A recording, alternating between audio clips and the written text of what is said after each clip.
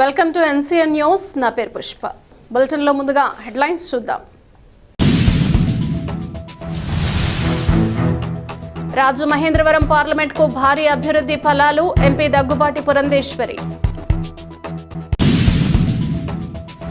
దేశ ప్రధానమంత్రి నరేంద్ర మోడీ నాయకత్వంలో కేంద్ర ప్రభుత్వం 12 ఏళ్ల పాలన పూర్తి చేసుకున్న సందర్భంగా గత 2 ఏళ్ల కాలంలో తూర్పుగోదావరి జిల్లాలో చేసిన అభివృద్ధి సంక్షేమ పథకాల అమలుపై రాజమహేంద్రవరం పార్లమెంట్ సభ్యురాలు దగ్గుబాటి పురంధేశ్వరి రాజమహేంద్రవరంలోని స్థానిక ఎంపీ క్యాంపు కార్యాలయంలో పాత్రికేయుల సమావేశంలో పాల్గొన్నారు. ఈ సందర్భంగా ఎంపీ దగ్గుబాటి పురంధేశ్వరి మాట్లాడుతూ కేంద్ర ప్రభుత్వం చేపట్టిన అభివృద్ధి కార్యక్రమాలు, కూటమి ప్రభుత్వంలో రాజమండ్రి పార్లమెంటు నియోజకవర్గంలో సాధించిన ప్రగతి, ప్రజలకు అందించిన సంక్షేమ పథకాలపై సమగ్రంగా వివరాలు వెల్లడించారు. రాజమహేంద్రవరం పార్లమెంట్ సభ్యురాలిగా 2 ఏళ్ల కాలంలో కేంద్ర ప్రభుత్వం, రాష్ట్ర ప్రభుత్వంలో కూటమి ప్రభుత్వం సహకారంతో తూర్పుగోదావరి జిల్లాలో తాగునీరు, రైల్వేలు, రహదారులు, వ్యవసాయం, క్రీడలు, వైద్యం, విద్య తదితర రంగాల్లో వేల కోట్ల రూపాయలు అభివృద్ధి పనులు చేపట్టినట్లు ఆమె తెలిపారు.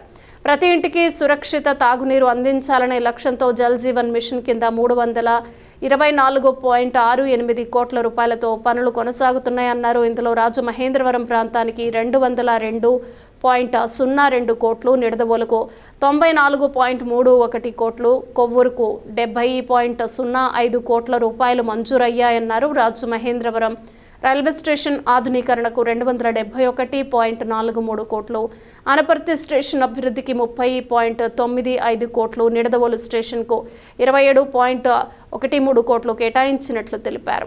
నిడదవోలు దువ్వాడ రైల్వే మార్గ విస్తరణ, గోదావరి నదిపై 4.3 కిలోమీటర్ల నూతన రైల్వే వంతెన నిర్మాణం, రైల్వే లైన్ల సవరణ పనులకు కలిపి 4,812 కోట్లకు పైగా వ్యయంతో పనులు జరుగుతున్నాయని అన్నారు. రాజమహేంద్రవరం తిరుపతి, రాజమహేంద్రవరం ముంబై, రాజమండ్రి న్యూఢిల్లీ విమాన సర్వీసులు అందుబాటులోకి వచ్చాయని, రాజమహేంద్రవరం విమానాశ్రయంలో రాత్రి వేళల్లో ల్యాండింగ్ సౌకర్యం కల్పించేందుకు చర్యలు తీసుకుంటున్నట్లు తెలిపారు. భారతదేశాన్ని ప్రపంచంలో అగ్రగామి ఆర్థిక శక్తిగా తీర్చిదిద్దే దిశగా ప్రధాని నరేంద్ర మోడీ నాయకత్వంలో కేంద్ర ప్రభుత్వం ముందుకు సాగుతోందని, అభివృద్ధి ఫలాలు గ్రామీణ ప్రాంతాల వరకు చేరేలా కృషి కొనసాగుతోందని ఎంపీ దగ్గుబాటి పురంధేశ్వరి తెలిపారు. మిత్రులకి అందరికీ నమస్కారం. అదేవిధంగా రామకృష్ణ రెడ్డి గారు, సోమవీర్రాజు గారు, జిల్లా అధ్యక్షులు నమస్కారాలు తెలియజేస్తూ పాత్రికేయ మిత్రులు కూడా నా నమస్కారాలు నేను తెలియజేస్తున్నాను. మనందరికీ తెలుసు, నరేంద్ర మోడీ గారు 12 సంవత్సరాలు ప్రధానిగా బాధ్యతలు చేపట్టి జరిగింది కనుక దేశవ్యాప్తంగా భారతీయులు ఈ యొక్క అవకాశాన్ని పండుగ జరుగుతుంది.